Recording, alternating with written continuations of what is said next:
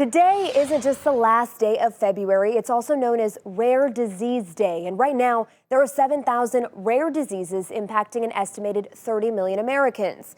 This morning, Meg Shaw introduces us to two young ladies dealing with rare diseases and their mom, who spends countless hours connecting with others across the nation, desperate for answers.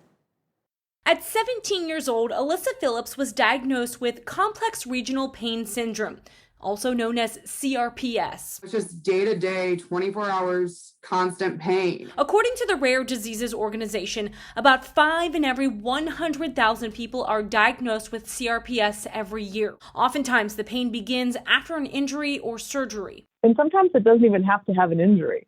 Sometimes it's kind of that complex syndrome that it just occurs. For 8 years, ALYSSA has sought treatment for her disease, which mainly impacts the left side of her body. I still haven't accepted it, and it's 8 years later, and it's like that whole road is just, it's learning. Her mom, Debbie, spends hours online searching for answers, making connections with families also dealing with the disease, and holding 5K races to raise money for research. And we have learned so much, and we're still learning. And that's the thing with rare diseases. Amy Dubois is ALYSSA's physical therapist.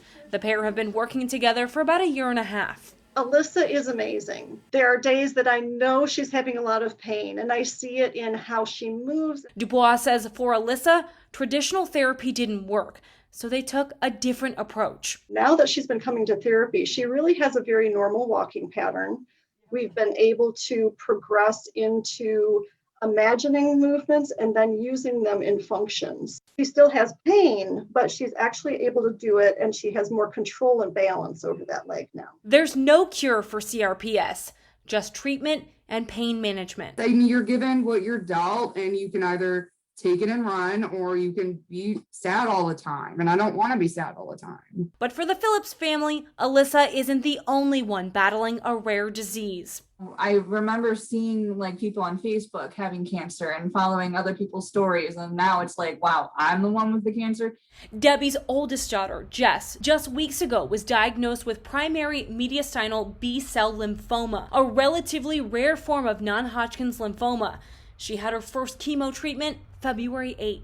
It's been weird. I cried a lot in the very beginning. And then I think once I started chemo, it was kind of like, okay, like no more. And crying, like ALYSSA said, crying, you can be sad. It doesn't do anything. I just have to rest and let the chemo drugs do their job.